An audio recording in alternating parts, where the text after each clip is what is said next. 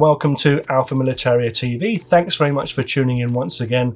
My name is Richard Saunders. First of all, I want to wish you all a very happy new year, and also thank all of those of you who are our regular subscribers, and invite anyone who has perhaps found us for the first time to consider subscribing as well. And obviously, if you like what you see, hit the like button. Now, if you go onto our website, alphamilitaria.com, you'll find a whole bunch of airgun reviews, features, and articles about airgunning topics. And you'll also find a link to our store where you can buy scopes and airgun accessories. And if you like a good airgun chat, and let's face it, who doesn't like talking about airguns, you might want to consider joining our Discord channel, details down below, where there's lots of good airgun conversation going on. Now then, our review today. Now, I'll admit right at the start that I'm not really a big pistol person. I've never really sort of been into pistols, probably because most of my shooting, or all of my shooting, has been hunting and pest control. Pistols have just kind of passed me by. But I had an opportunity recently to review a couple of new pistols fresh out onto the market, and I simply couldn't pass them up.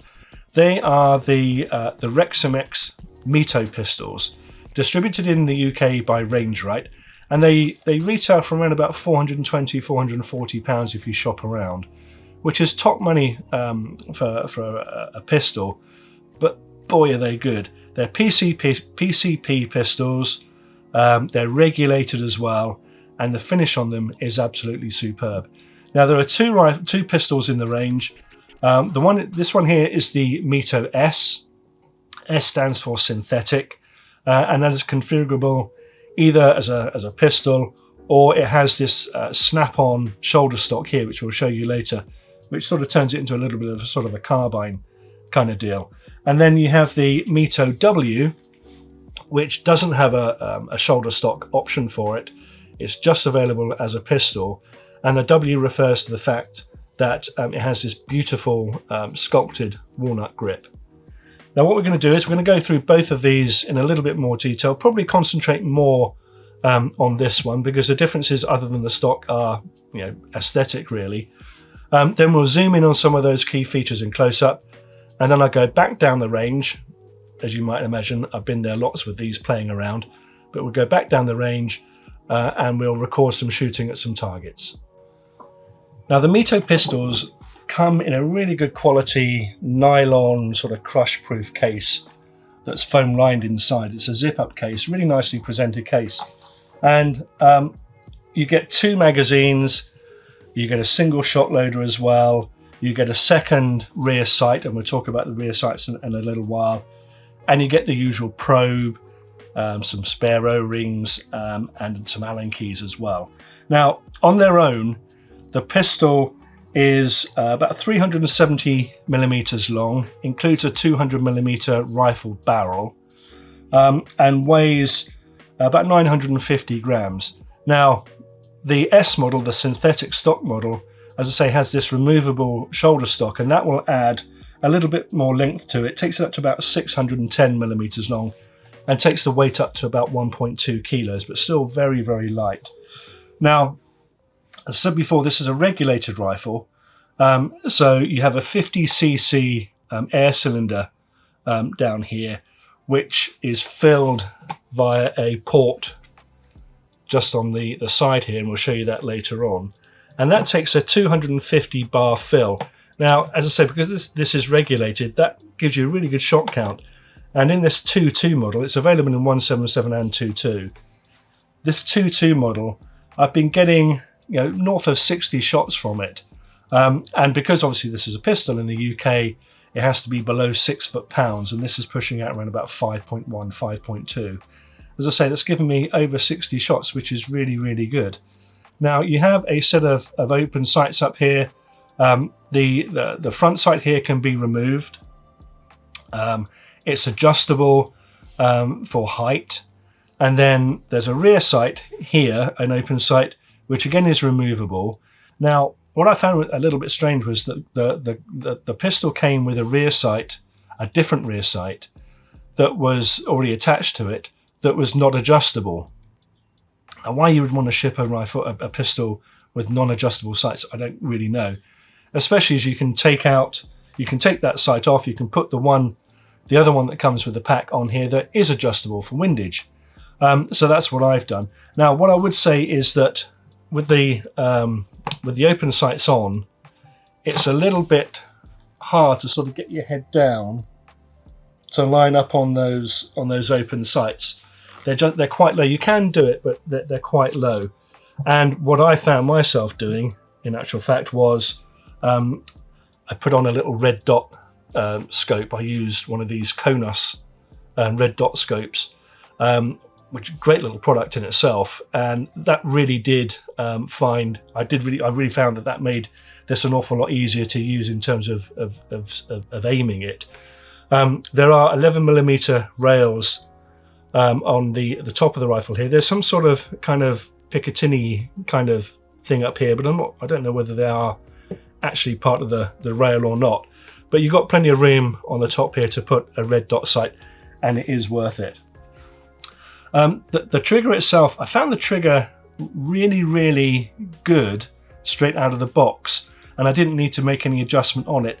The stop for the last stage is really, really defined, and then it just breaks like glass in terms of let off. But if you do want to make some adjustments to it, you can.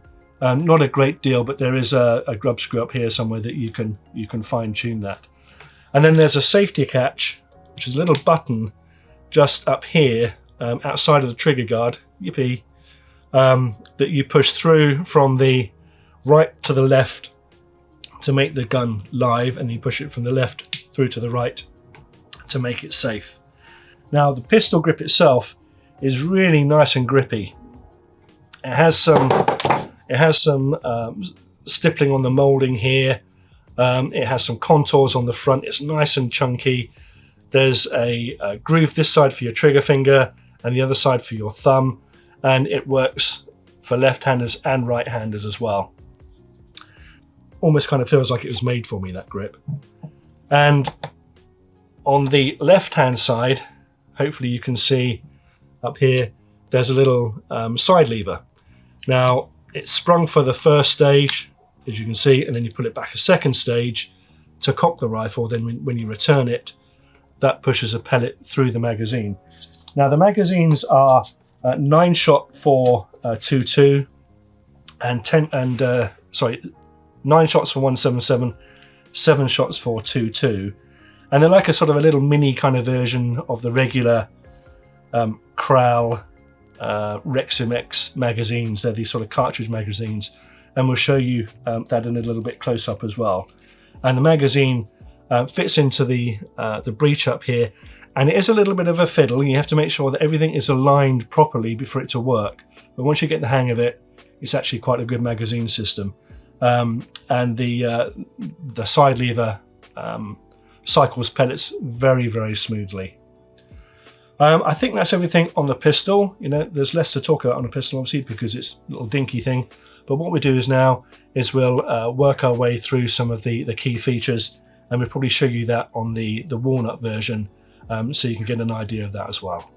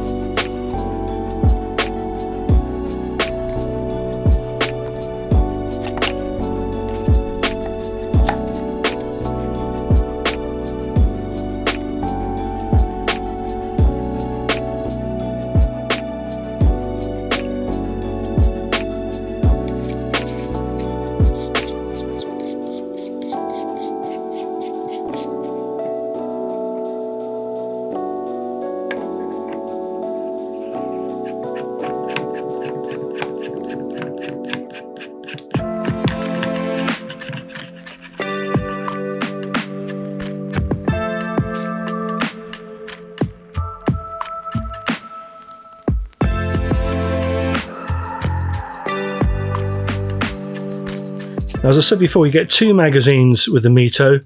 They are like kind of miniature versions of the rifle magazines, and they comprise of 2 parts. So you have this clear plastic faceplate, and then you have the black part at the back, which is basically the chambers.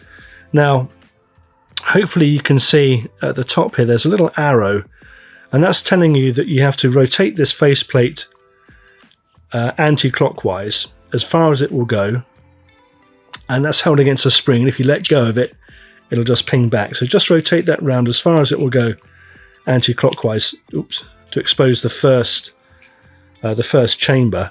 Now, if you drop a pellet straight through that chamber, it'll just fall out the other side. So just put your finger on the back of that first chamber to stop that happening. Then you simply rotate this face cover round clockwise once again to expose each chamber, and drop a pellet in as you go along. Now, the 177 magazine, which is what this is, takes 9 shots, and then the 22 magazine takes 7 shots. And you just need to make sure that each pellet falls down right down into the bottom of the chamber before you rotate the faceplate. Otherwise, you're going to kind of buckle the pellet on the faceplate. So once you've filled in all the chambers, just realign that faceplate so it's nice and flush with the back of the magazine, and you're ready to go. Now, inserting the magazine, I'll be honest, is a little bit fiddly, but it's a knack that you very quickly acquire. The first thing to do is to cock the rifle by pulling back the side lever and making sure that the safety catch is on. And then hopefully you can see at the very top of the breech here, there is a groove that sort of runs across the top of the breech.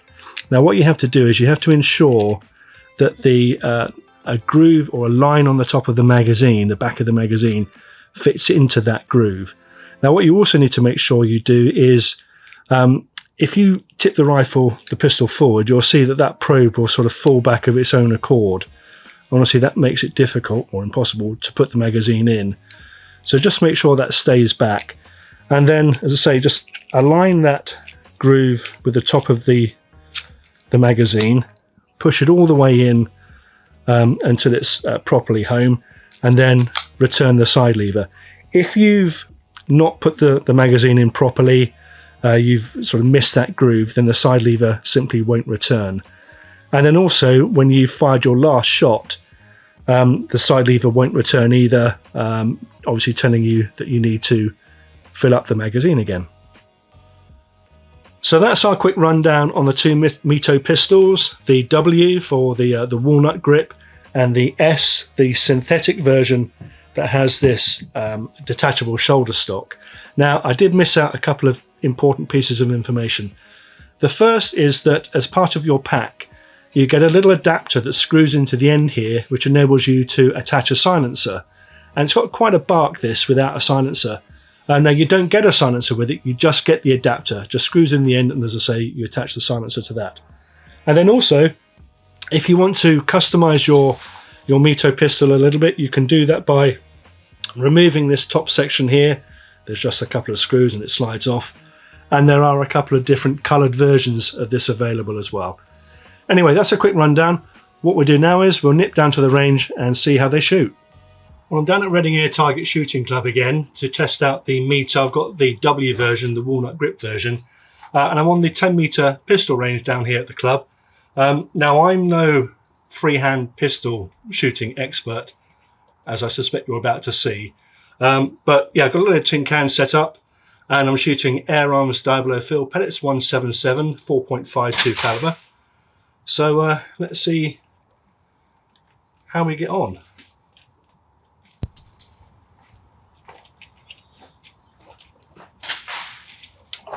There we go. Right.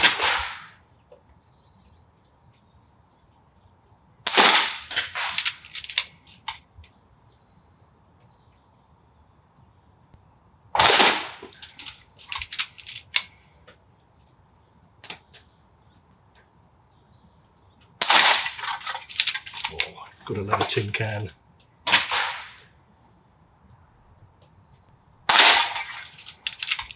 this.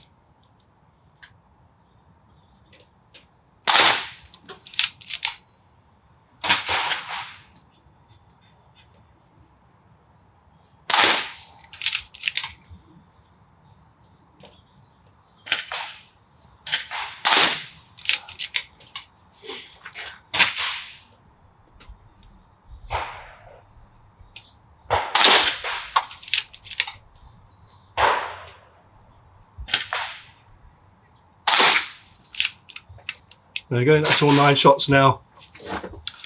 I did miss with a few there, not surprisingly, but I have had the black shoulder stock version of this on the range as well with the red dot sight, and it is really, really accurate. I mean, I'm wobbling around all over the place there, but managed to hit a few tin cans. But with the shoulder stock version, it's kind of, you know, 1/2 inch, 1 inch groups at 10, 15 yards. And I'm sure someone who's more competent with a pistol than I would get similar sorts of results with the pistol version too. Anyway, I hope that was useful. If it was, please hit the like button. And if you haven't already, subscribe to the channel as well. And if you would like to see more information about airgun reviews, features, articles, that kind of thing, check out our website, alphamilitario.com. And also, if you like a chat about airguns, join our Discord group as well. Thanks for watching.